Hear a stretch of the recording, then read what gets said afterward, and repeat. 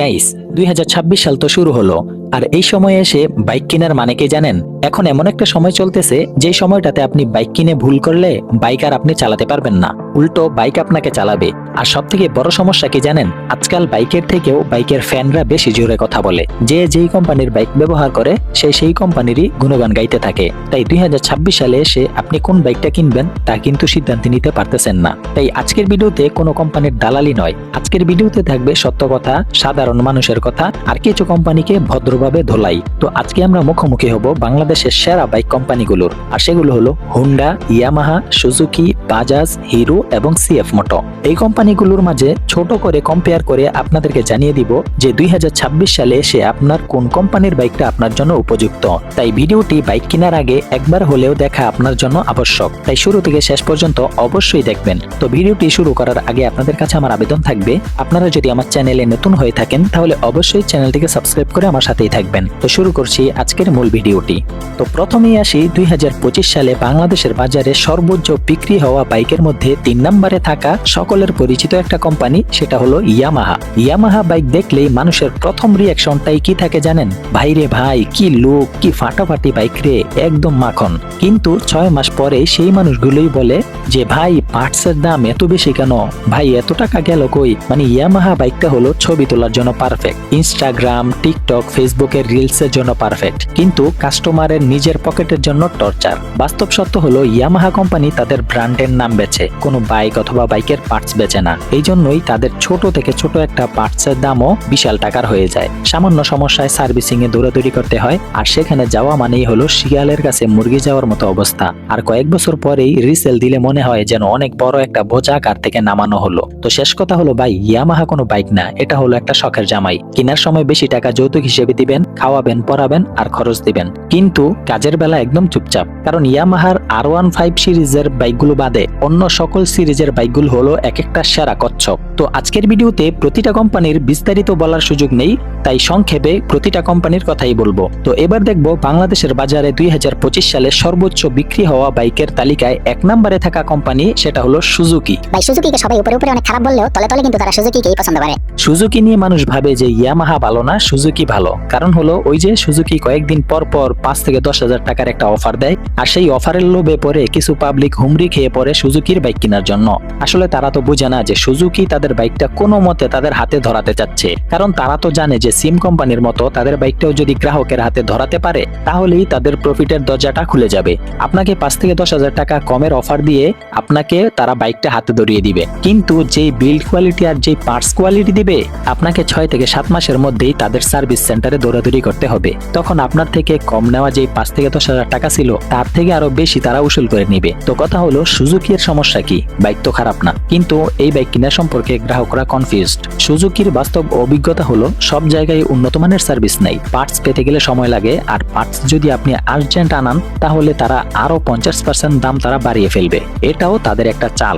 আর resale দিতে গেলে মানুষ এখন দরদাম করে। আজ থেকে 4-5 বছর আগেও সুজুকি বাইক মানুষ চোখ বন্ধ করে কিনে ফেলতো, কিন্তু এখন মানুষ শেষে বলে সুজুকি চালাতে ভালো, কিন্তু নষ্ট হলে আল্লাহ ভরসা। সহজ ভাষায় সুজুকি হলো সেই বন্ধু যার সবকিছুই ঠিকঠাক আছে, কিন্তু বিপদে পড়লে ফোন ধরবে কিনা সন্দেহ।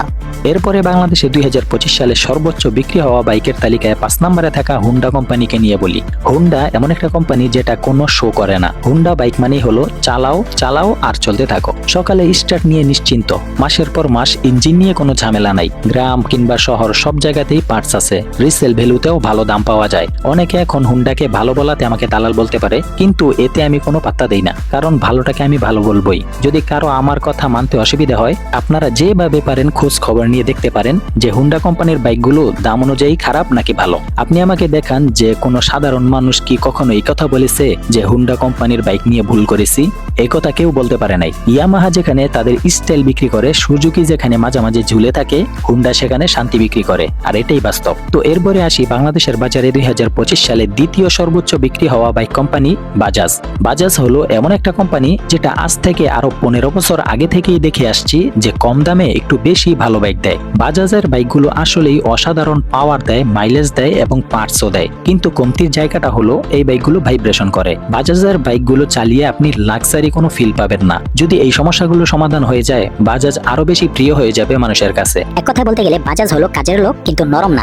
বাজাজ বাইকের উপর দিয়ে অনেক ইচ্ছা মতো ঝড় তুফান চালানো যায়। বাইকগুলো আসলেই সবকিছুই সহ্য করতে পারে। এরপরে আসি 2025 সালের সর্বোচ্চ বিক্রি হওয়ার তালিকায় 4 নম্বরে থাকা হিরো কোম্পানি। হিরো হলো এমন একটা কোম্পানি যেটা কাউকে দেখে কিছু বানায় না, তারা আগে ভাগেই নিয়ে আসে। হিরো নিজের কাজ নিজেই করে। আপনারা দেখবেন যে হিরো সবার আগে কম দামে মোটামুটি ভালো একটা বাইক বাজারে আনে, এরপরে হিরোর দেখা দেখি অন্য কোম্পানিগুলো কিন্তু নিয়ে আসে। এছাড়া হিরোর বাইকগুলোর ভালো দিক হলো হিরো কোম্পানির বাইকগুলো তেল কম খায়, নষ্ট কম হয়, পার্টস গুলো অনেক সস্তা, তবে কিছু কিছু মডেলের মধ্যে অনেক কমপ্লেন আছে। আর গ্রামের রাস্তাগুলো যেন হিরোর নিজের বাড়ি, মানে হিরোর বাইকগুলো শহরের রাস্তা যেমন দখল করে রাখে, গ্রামের রাস্তাগুলো দখল করে আছে। হিরো হলো চুপচাপ সংসার চালানো একটা ছেলে। তাই যারা সাশ্রয়ী মানুষ তারা কিন্তু সবাই হিরো, হোন্ডা আর টিভিএসই পছন্দ করে। এরপরে আসবো আমাদের দেশের মানুষের কাছে যেটা শখের জামাই নামে পরিচিত, আর সেটা হলো সিএফ মোটো। এটা নতুন একটা কোম্পানি, তাই এটার সেলও বেশি হয় নাই, তাই এর র্যাঙ্কিংটাও নেই। তবে সিএফ মোটো দেখলেই মনে হয় ভাই এটাই নিব। এই বাইকের লুকস, ডিজাইন আর ফিচার্স এতটাই অ্যাডভান্স যে যেই দেখে সেই এটার প্রেমে পড়ে যায়। কিন্তু কেনার চিন্তা করলেই মাথায় একটা প্রশ্ন আসে যে এই বাইকের পরে পার্টস পাবো কিনা, রিসেল ভ্যালু ভালো পাবো কিনা। যেহেতু নতুন কোম্পানি, তাদের সকল পার্টস এবং সকল সার্ভিস অ্যাভেলেবেল হয় নাই, এই জন্য সিএফ মোটো এটা শখের বাইক, ডেইলি লাইফের জন্য ঠিকঠাক না। তো এখন আপনাদেরকে এক নজরে সবগুলো বাইক কোম্পানিকে আপনাদের কাছে তুলে ধরবো, এরপরে আপনারা সিদ্ধান্ত নেবেন যে কোন বাইকটা আপনারা কিনবেন। 1 নম্বরে হুন্ডা। এই কোম্পানির বাইক কিনলে আপনি পাবেন শান্তি প্লাস ভরসা, কারণ হুন্ডার বিল্ড কোয়ালিটি আর ইঞ্জিনের টেকসই নিয়ে আপনাকে কখনো চিন্তা করতে হবে না। তবে ছোটখাটো কিছু ইস্যু থাকতেই পারে, যেটা তত বড় কোনো ব্যাপার না। এরপরে হিরো। এই বাইকগুলো মাইলেজের রাজা এবং সাশ্রয়ের রাজা। যারা খুব বেশি বাইকে যাতায়াত করেন এবং টাকাও বেশি খরচ করার ইচ্ছা অথবা সামর্থ্য নাই, তারা হিরোর যে কোনো বাইক কিনতে পারেন। হিরোর বাইকগুলো কিন্তু দাম অনুযায়ী ফিচার্সে ভরপুর, আর দামটা তো খুবই কম। এরপরে বাজাজ। এই কোম্পানির বাইকগুলোর দাম অনুযায়ী কাজ অনেক বেশি। বাজাজের বাইকগুলো অনেক লোড নিতে পারে, পারফরমেন্স ভালো দেয়, মাইলেজও ভালো দেয়। পালসার নিয়ে আমি কখনো কাউকে অভিযোগ করতে দেখি নাই। আমার পালসার নিয়ে কারো কোনো অভিযোগ আছে কিনা আমার মনে হয় না। তাই যারা কমিউটার বাইকের মাঝে ভালো পারফরমেন্স চান তারা বাজাজ নিতে পারেন। এরপরে ইয়ামাহা। এই বাইকগুলোর লুকস আছে, পারফরমেন্সও অনেক ভালো আছে, কিন্তু দামও আছে, আর সেই দামের কোনো যুক্তি নাই। তো যারা অনেক টাকা পয়সার মালিক, টাকা পয়সা যাদের কাছে হাতের ময়লা, তারা ইয়ামাহা নিতে পারেন। সবই ভালো আছে, তবে দামটাও বেশি, এবং বাইক কেনার পরবর্তীতে সেই বাইকের পিছনে যত খরচাদি হবে সেগুলো কিন্তু অনেক বেশি। এরপরে সুজুকি। এই বাইকটা হলো একটা সিদ্ধান্তহীন একটা বাইক। আমাকে যদি কেউ সুজুকির কথা জিজ্ঞেস করে, আমি তাকে সরাসরি এক কথায় না করে দেই, কারণ সুজুকি হলো বর্তমানে একটা ভাঙারি। এরপরে সিএফ মোটো।